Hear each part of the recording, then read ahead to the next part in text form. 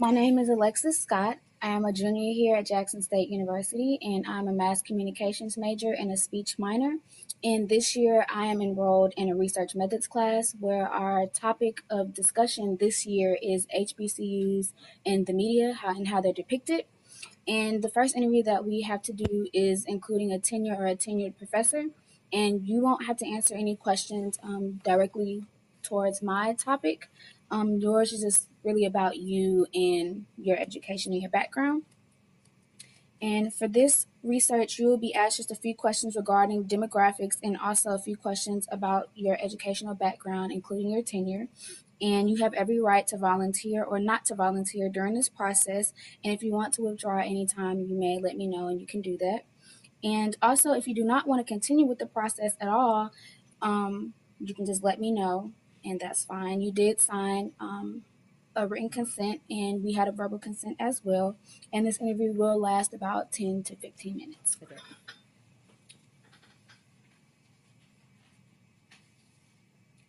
Okay. And the first demographic question is, how do you identify yourself as male or female? I'm male. And what is your ethnicity? African American. Okay. And do you or did you attend an HBCU, let's say during your undergrad? I did. I attended Jackson State University. Okay. Majoring in management. I also attended graduate school here. I received my MBA degree back in '79. And I did some studies, doctorate studies at the University of Memphis. At that time, it was called Memphis State University. And I matriculated back to Jackson State to earn my doctorate, to complete my doctorate. So you love some Jackson State. Homegrown. And I guess you already answered my last question, which would have been, what was the highest level of education that you received, which is your doctorate. Right. That's it for the demographic questions that I have for you today. And here are the background questions. Now, if you could you please state your first and your last name and your highest degree in full?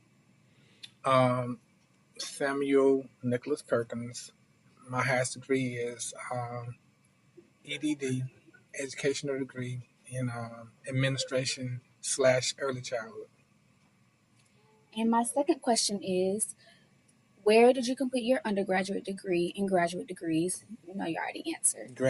Undergraduate degrees here at Jackson State University. And did you have to take any research classes in your undergraduate degree? In my undergraduate degree, I think the only research class that I had to take was called marketing research. And could you tell me a little bit more about that class? That course basically gave you an identity to understand statistical analysis. It was a springboard from statistics 1 and 2.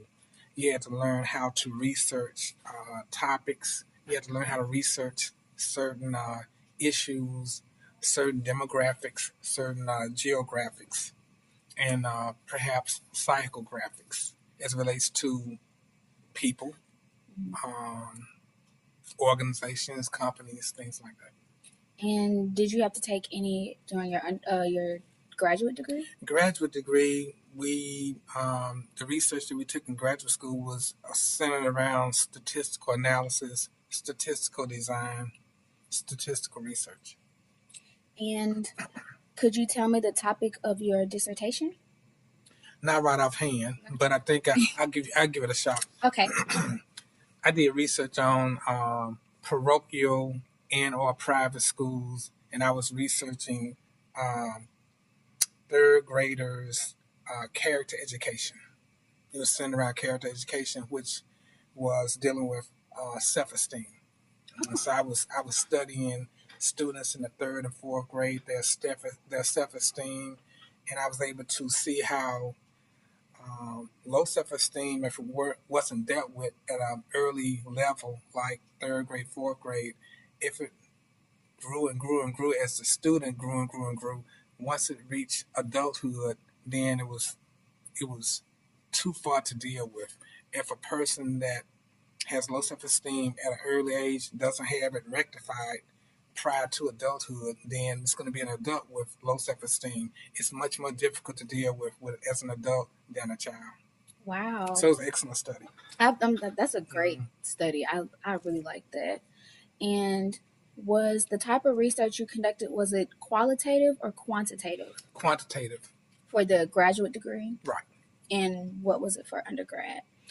For undergrad, it was more qualitative, and even on the master's level, it's more qualitative.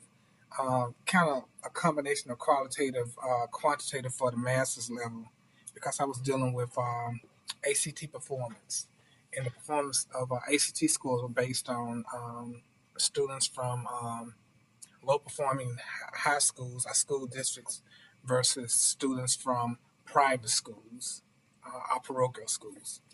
And did you understand why you had to do the qualitative over the quantitative for each research? Not really, because the quantitative was something that was kind of a fixture in the program. They really tried to get students to stray away from qualitative research because it was so technical and it was so extensive.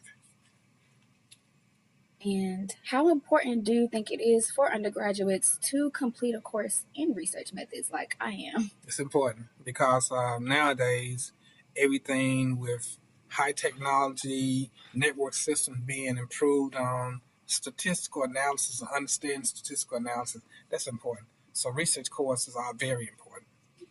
So, just to add on to that, do you believe that with students taking a research class, that we should take a statistics class as well? I think regardless of the discipline, you should take statistics. Even if it's political science, it should be some form of statistics. Even if it's educational type settings, academic disciplines, it should be statistics should be a primary course that's taken by the student. Do you think it's because it's directly correlated with research? Primarily. And why do you think students shy away so much from taking a research methods It's class? difficult. I mean, it's almost like the way I got to love statistics or statistical research.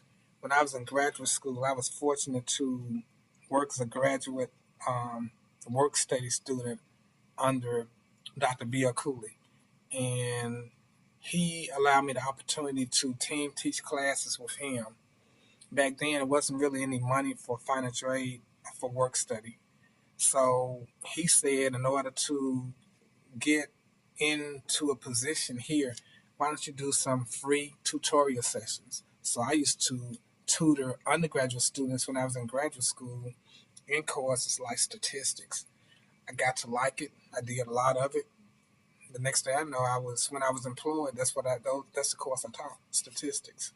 So from there, I started understanding and liking research and how numbers cause you to. Once you can interpret numbers, you can do a lot of things from the interpretation. So That's good. And as of right now, I know you said you have your doctorate, but are you in any other courses that you may just take at your own leisure? not really. I'm completely finished with the academic arena as it relates to me taking classes. Of course, teaching classes is another thing. Even when I leave Jackson State, right now I have a small consulting firm that deals with research type things we're talking about now. But in terms of additional schooling, I don't have any need for it. Could you tell me more about the research firm? The the research company that I'm associated with is called Precisions Incorporated, and it's a research company that deals with developing business plan for small business people, uh, grant writing. We also do a lot of work in terms of helping students get certified to teach. Helping people get certified to teach because we do workshops, praxis workshops, NTE workshops. We do ACT workshops, trying to improve on high school students' performance in ACT. So we do things like that. That's awesome. And my last question is, do you have any other comments or advice you can give to someone like me who is just getting into research or somebody who wants to start conducting research? Yes, I do. A young lady like yourself that and I don't know you, but I'm just going by what I see. I think that the opportunity is it's wide range for individuals like yourself, being an African American young lady in the field that you're in. I just believe if you stay focused and you know what I told my students a little while ago, you have to make yourself love to study. Right. Anything that seems to be a challenge to you, make yourself love to accept that challenge and do the best you can do with that challenge. If you can do that, you're going to find yourself walking around trying to figure out, should I apply for this position as president of this university? Should I just stay in my consulting firm and do what I do here? Yeah. So the opportunity is going to be wide range for you. So if you stay focused, hopefully you got good mentors, you'll be successful. Thank you very much. I believe that is all that I have right now. And I do thank you.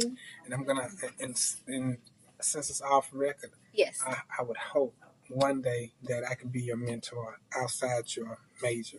That that would be fine. Because the type of research we're doing this year in my research methods class is a qualitative research, and like I said, the umbrella topic is how HBCUs are depicted in the media, and my specific topic is, excuse me, are HBCUs relevant in today's society, and if so, how can they keep up those standards for the next generation? I think you would enjoy my class. I just came from the 9 o'clock class because I have my class broken up into teams, and one of the teams dealing with HBCUs, and I was playing the devil advocate. So when I asked them a question, of course I had the negative portion of it, so they can kind of understand, so they can be positive, so they can make a stand on really what they think about HBCUs. So it's important, and I like to communicate with you on this particular issue later on. Right. But it's important. HBCUs are more important now than they were when I was in undergraduate school. And that's how I feel as well. I know when they first started, they had one specific goal. And of course, there were sub goals as well. But that specific goal, of course, it has changed due to times changing. But I feel like overall, they still have the same thing. It's just geared towards this more people, a wider, bowl of people. It's not just now for African Americans. It's for Caucasians, for Indian Americans, for Mexicans. It's for anybody around the board. And I know some people, they try to say that less people are attending, or less Black people are attending HBCUs, and they're attending to go more towards PWIs, which is fine because there was a time where we couldn't get in PWIs. So I feel like it's awesome that we do still have HBCUs here today. And I love that they're still striving for their purpose, not just for the African American student, but for any student. I think the danger sign is that's when you're going to find a difference of opinion as relates to generations. Right. And in my generation, we're called the baby boomers. And I'm on the young side of the baby boomers. But in my generation, we know that the importance of HBCUs exists because if you took HBCUs out of the equation, you would find that Black people wouldn't really have anywhere to go. Now, this is the catch. On the lower levels, before you come to the college level, you have elementary, middle school, high school. In the state of Mississippi particularly, there are many, many low-performing school districts. And in all low-performing school districts, the enrollment is 85, 90% African Americans. So it's like a pipeline. So these students fortunately get out of school not really academically prepared, so they go to HBCUs. So if they can shut these HBCUs down, shut a Valley State down, shut an Alcorn down, it's hard to shut the Jackson State down right now because of the things we do. the competitiveness that we have with those other schools. But if you can shut HBCUs down, you're not going to have any place to send students coming out of high school. So the question is, what are they going to do? It's no need of anybody saying, well, they just have to get a job. The job market economically is not conducive for you to just say they can just get a job. Right. So what are they going to do? So if they have all this idle time, then that creates a lot of other things. Yeah. So, and that's why I love this topic, because I do tend to ask not just students, but professors and, older people as well, because I want to get a wide variety of these answers, because I know people feel, a different way. And I chose this because I have bias, but I don't. At the same time, I know how to pull myself away from that. And I'm pretty sure what's going to come up is the debate of HBCUs versus PWIs. I know what's going to come up, and I really can't wait to hear what people have to say. It's going to come up because the more and more things go toward economics, downfall economically, or even this upcoming presidency, this presidential election, it's going to have a big impact on that same debate. It depends on who gets in office. And I was going to say, it depends on who gets in office, which will be very, very interesting. I am excited and scared to see who is going to fall into that place. Because I talked to my students and I told them the same thing I'm telling you, because the political election, of course, is for everyone, but it's going to be certain sectors or certain segments of the economy in terms of demographics, in terms of people. It's going to have more of an impact on young. Yeah, I'm going to say for sure. Yeah, because my retirement went in 2013, so I got this promotion, so I'm kind of going to work it to like 2 more years. Yeah. But it's more, this election is more inclined for young people like yourself in comparison to me. It's not saying I don't care anything about it, but it's going to have less of an impact on me than you. Right. And that to me ties back as well within the topic that we have, and how we can either make it go at one end or the other. Say if somebody agrees that HBCUs are relevant and they feel like they should continue to grow in this society and in the world, you have to put forth some type of effort to let others know, hey, we're important. But if somebody, on the other end of the spectrum thinks that they're not, you're going to have to put up a valid argument, just as, your counterpart is. So it's a really interesting topic. In my class, we have a great amount of students who have great topics. I was actually nervous because when I heard the topic, I'm just like, everybody's going to pick the same thing. And that class, I want to say, has maybe like 20 something students in it.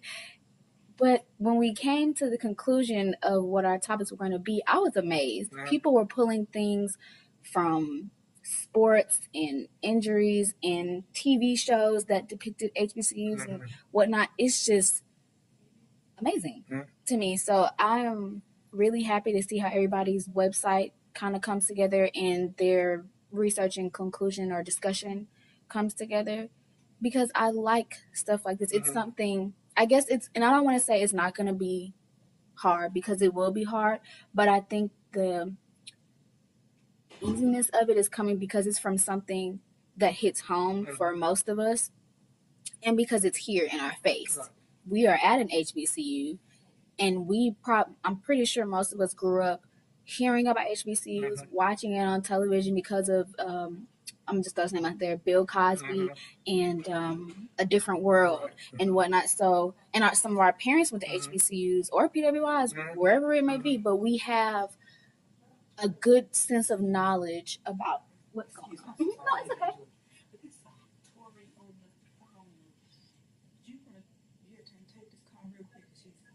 School.